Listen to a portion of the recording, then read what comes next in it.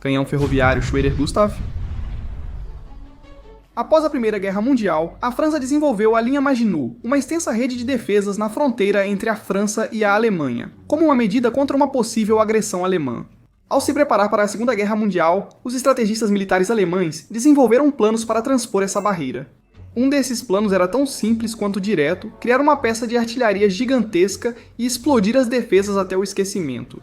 A partir de 1934, a gigante industrial alemã Krupp ficou encarregada de criar uma peça de artilharia grande e poderosa o bastante para superar as fortificações francesas. Eles basearam seu design em canhões de ferrovia existentes, grandes peças de artilharia que se moviam em trilhos dedicados, em vez de se moverem de forma independente. Esses tipos de canhões surgiram no século XIX e foram amplamente utilizados nas duas guerras mundiais. Krupp, fabricante de canhões ferroviários para o exército alemão na Primeira Guerra Mundial, expandiu literalmente esse conceito. O resultado foi um canhão de proporções épicas. A arma, chamada Schwerer Gustav, Schwerer significando pesado e Gustav em homenagem ao seu criador, Gustav Krupp, tinha um comprimento de quase 45 metros, 6 metros de largura, com um cano de quase 32 metros. Ela pesava impressionantes 1.490 toneladas. O projétil disparado por este colosso tinha impressionantes 80 centímetros de diâmetro e duas variantes, um projétil altamente explosivo de 5,2 toneladas e um projétil perfurante de blindagem de 7 toneladas, projetado para perfurar bunkers de concreto reforçado espesso. Tinha um alcance de 29 milhas, muito além do alcance de qualquer fogo de retorno. O custo para desenvolver e construir uma arma tão grande era imenso, cerca de 10 milhões de Reichsmarks, uma quantia impressionante para a época. Ainda assim, Krupp doou a arma ao exército alemão em apoio ao esforço de guerra. Duas das armas foram encomendadas, e embora os planos tenham sido elaborados já em meados dos anos 30, era mais fácil falar do que produzir as armas. Quando a fabricação foi concluída, a batalha pela França já havia terminado, e a linha Maginot, razão para a criação da arma, foi ultrapassada e tornou-se inútil. Contudo, existe controvérsia sobre a quantidade de armas produzidas. Fontes convencionais afirmam que dois foram produzidos, o Schwerer Gustav e o Dora, nomeado após a esposa do engenheiro-chefe do projeto. Porém, evidências sugerem que Schwerer Gustav era a designação oficial e a tripulação apelidou-a de Dora por conta própria, levando muitos a crer que havia uma segunda arma, quando apenas uma foi construída. De qualquer forma, a arma ou armas não podiam ser transportadas inteiras, mas desmontadas em 5 partes, levadas por ferrovia até a posição de tiro usando motores especiais, ocupando até 25 vagões. No local, eram necessários cerca de 2.000 trabalhadores, incluindo uma equipe de 250 para preparar o local para o disparo. Seria instalado um conjunto de trilhos de trem paralelos, processo que consumia a maior parte da mão de obra e tempo. Estabelecido isso, o suporte da arma seria montado, seguido da própria arma. Devido ao peso, o cano da arma seria dividido ao meio e transportado separadamente, e então remontado. As duas metais se ligavam por uma jaqueta de cano. O cano seria anexado ao bloco de culatra e ao berço, contando com amortecedores hidráulicos para mitigar parte do grande recuo produzido pelo disparo da arma. O processo completo de preparação do Gustav para o disparo poderia demorar mais de 3 semanas. Além da equipe para preparar e disparar o Schwerer Gustav, muita mão de obra seria dedicada às defesas antiaéreas. Sendo um alvo prioritário, a Força Aérea Aliada concentraria esforços para destruir a arma, protegida por 2 batalhões de Flak. Toda esta operação seria supervisionada por um major-general, e um coronel comandaria o carregamento e disparo da arma. Como a maioria das armas de ferrovia, Gustav podia ajustar o alcance dos tiros alterando a elevação do cano, mas não tinha mobilidade lateral. Para mirar, todo o suporte da arma seria movido ao longo de uma curva dedicada nos trilhos especialmente colocados.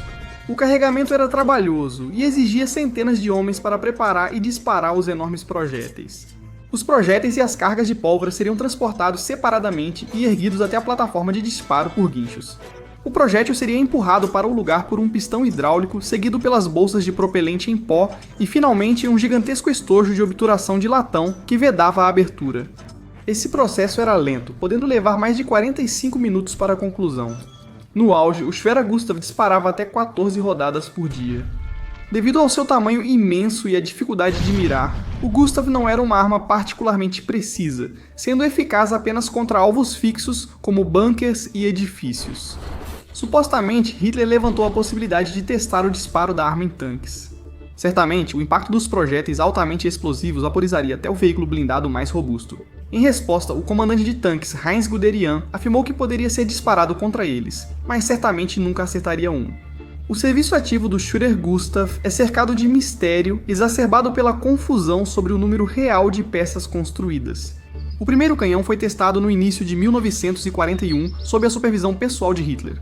Os testes prosseguiriam durante a finalização do carro e outros componentes. O Führer Gustav entrou em ação no cerco de Sevastopol, parte da Operação Barbarossa, em 1942. Após semanas de preparação, o canhão estava pronto para disparar tiros de raiva, sendo a maior peça de artilharia já usada em combate. Durante o cerco, disparou cerca de 40 projéteis contra as defesas soviéticas da cidade. Relata-se que um acerto direto com um projétil perfurante de concreto obliterou um depósito de munições soviético, a 30 metros abaixo do solo. Após Sevastopol, a história da arma é controversa. Há indício de que ela foi enviada para o norte ao cerco de Leningrado, porém não há registros de que tenha sido usada durante o conflito. Há relatos de que ela, ou talvez a Dorega, foi enviada para reprimir a revolta de Varsóvia em 1944, mas provavelmente a revolta foi reprimida antes de sua entrada em ação. O paradeiro das armas é desconhecido. Relatórios do Exército dos Estados Unidos, corroborados por evidências fotográficas, afirmam que uma das armas foi capturada. Provavelmente é um mal-entendido, já que os alemães usaram outras armas ferroviárias, e essa deveria ser uma das menores parentes do Führer Gustav, como o Thor, uma arma rastreada de 60 centímetros.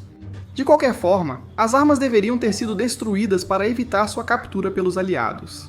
Nada resta deste gigantesco canhão, apesar de algumas cápsulas ainda estarem expostas em museus.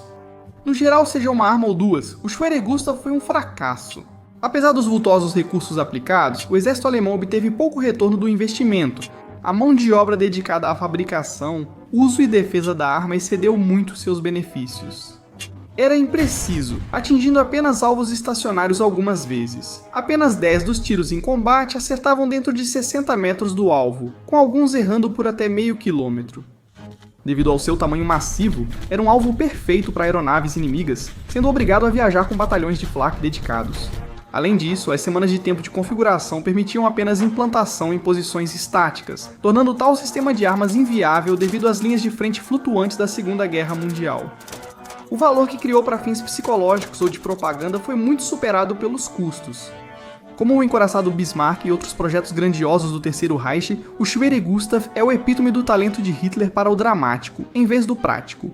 Franz Halder, chefe do Estado-Maior-Geral, resumiu como uma extraordinária obra de engenharia,